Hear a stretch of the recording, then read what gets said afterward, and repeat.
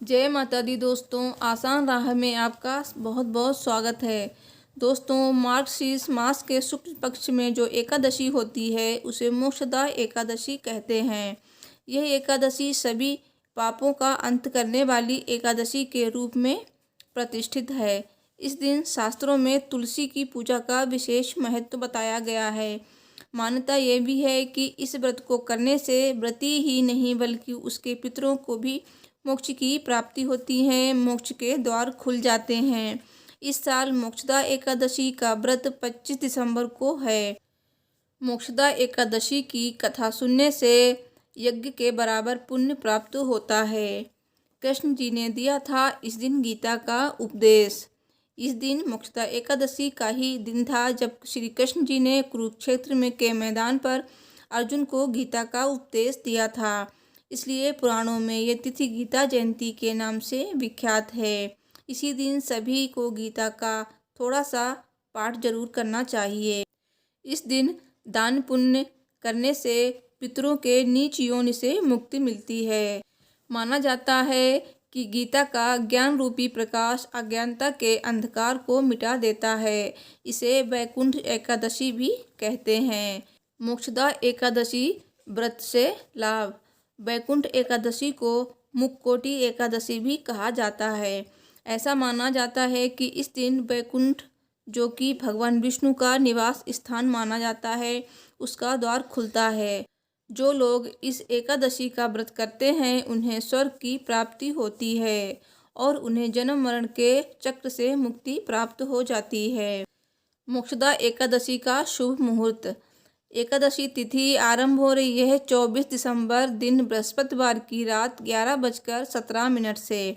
एकादशी तिथि समाप्त है 25 दिसंबर दिन शुक्रवार की रात 1:54 पर। मोक्षदा एकादशी व्रत की विधि। मोक्षदा एकादशी व्रत को सभी व्रतों में श्रेष्ठ माना जाता है। मान्यता है कि इस उपवास से उत्तम और मोक्ष प्रदान करने वाला कोई दूसरा व्रत नहीं है।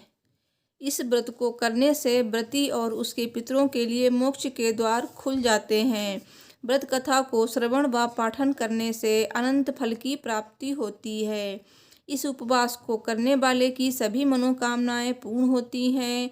भगवान श्री हरि विष्णु के निमित्त यह उपवास पूर्ण निष्ठा व श्रद्धा से करना चाहिए।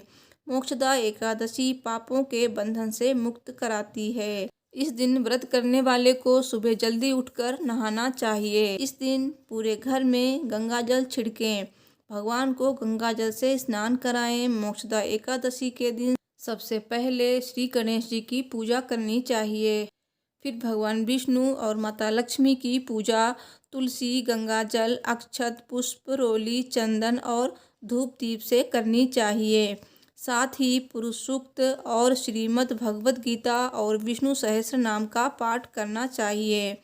विष्णु सहस्त्र नाम का पाठ करने से हर तरह की परेशानियां खत्म हो जाती हैं। भगवान विष्णु और माता लक्ष्मी की आरती करें। इस दिन पीले फूलों से भगवान का श्रृंगार करें और उनको भोग लगाएं। मोक्षदा एकादशी के दिन श्री राधा कृष्ण के मंदिर जरूर जाना चाहिए। भगवान विष्णु को तुलसी के पत्ते अर्पित करने चाहिए। दोस्तों, मोक्षदा एकादशी के दिन ही भगवान श्री कृष्ण ने अर्जुन को गीता का उपदेश दिया था। भगवान श्री कृष्ण ने गीता में अपने परम ब्रह्म रूप को व्यक्त किया था। इसका पाठ करने से भगवान विष्णु के दर्शन का पुण्य प्राप्त होता है।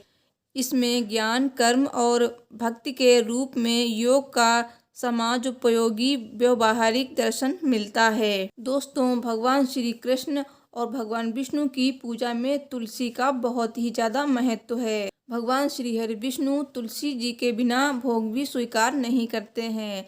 इसलिए भगवान श्री कृष्ण की पूजा और भगवान विष्णु की पूजा में तुलसी माता की पूजा जरूर करनी चाहिए। इससे लक्ष्मी जी की कृपा भी मिलती है। तो दोस्तों, मोक्षदा एकादशी वाले दिन सुबह स्नान करने के बाद जब आप श्री हरि विष्णु माता लक्ष्मी जी की पूजा कर लें, उसके बाद आप तुलसी माता की पूजा करें। तुलसी माता की पूजा कैसे करनी है? तो तुलसी माता की पूजा में सबसे पहले आपको जल चढ़ाना है। जल चढ़ाने के बाद आप धूप दीप करें, फूल चढ़ाएं और माता को भोग भी लगाएं। उसके बाद आप आरती करें और तुलसी माता की 7 परिक्रमा करें। 7 या फिर आप 21 परिक्रमा कर सकते हैं। इससे भगवान विष्णु और माता लक्ष्मी के साथ साथ हमें तुलसी माता की भी कृपा मिलती है। तो दोस्तों अब जान लेते हैं वो कौन सा उपाय है जिससे गरीबी हमेशा हमेशा के लिए घर से चली जाएगी।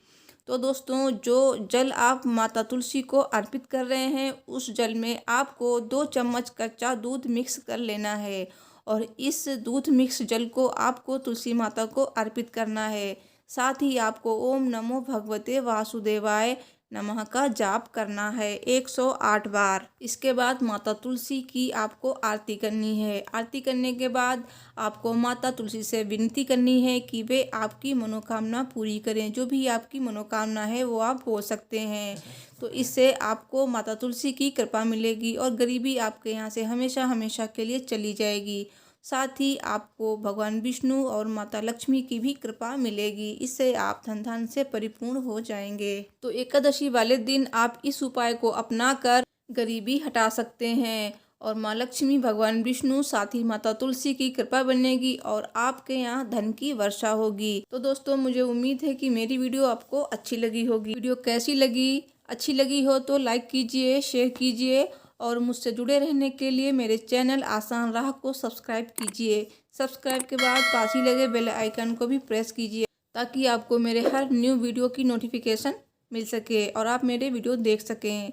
तो देखते रहिए आसान राह। Thanks for watching. Her her Mahadev.